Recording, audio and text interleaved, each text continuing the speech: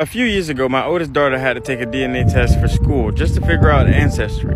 During the DNA test, she came to me very, very sad because apparently me and her were not related. I was like, huh? When she told me this, I had to keep a straight face because the immediate shock was just wild. Then I decided to go with her to get a paternity test done. When we got the paternity test done, it was also concluded that I was not her father. At this point, I was shocked.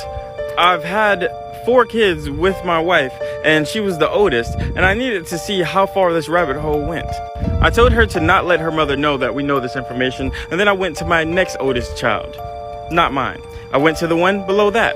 Not mine. And then I decided to stop there because the youngest child is so young that this may directly affect them, and they don't really understand what's going on anyway. So I didn't even want to go into that rabbit hole, but when I got the information, I immediately was like, let me go talk to my wife about this. So, like always, she didn't take responsibility or any type of accountability, and she said, how are you going to believe your wife over these tests? I was like, are you serious? Are you like, for real? Like, is this really where you're gonna go with this? Then she starts crying profusely and saying it was only one time. I didn't mean to do it. And I was like, it was only one time. Hey. And then I showed her that each one of the children aren't mine, with the exception of the youngest, as so I think. That's when it dawned on me that it was one time, multiple times. And then when we looked, each one of the children had different baby fathers. And somehow that made it even worse because it wasn't just one person you was cheating on me with. This is a habitual thing with multiple different people that you probably don't know about. And I'm taking care of their kids. They're my kids. They're my kids. I've raised each and every one of them from a super young age, and they stood by me through this whole situation.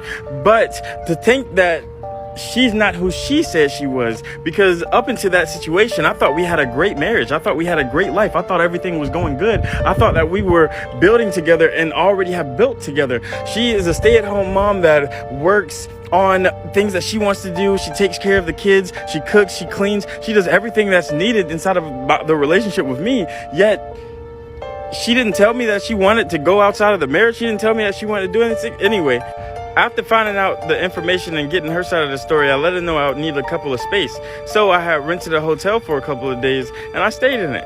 I stayed away, and it was all right. It was good, but I really missed my kids, and I wanted to see them.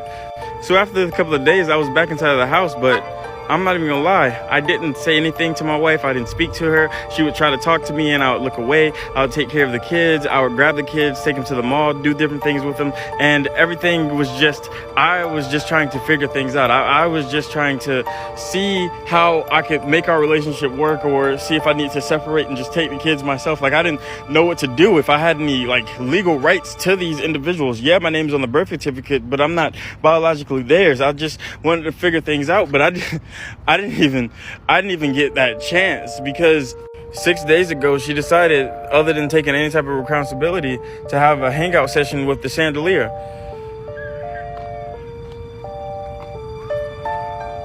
And I'm so happy I have my kids, because I just don't know what I would like. It's just baffling to me. Because the whole time, even with evidence, she just kept denying and denying and denying and denying. And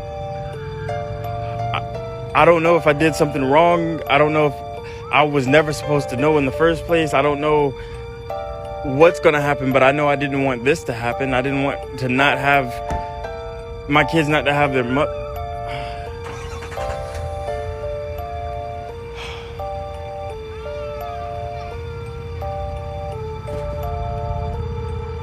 If you want me to reenact one of your stories, type in confessions@jmlol.com.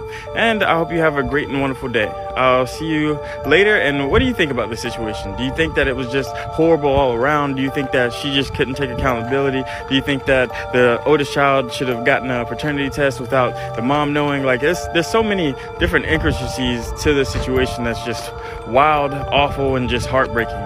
And if you enjoy stories like these or more stories, make sure to check out the page and leave some stars if you want to support the boy. I appreciate you for coming through, and I hope you have a great and wonderful day. Peace.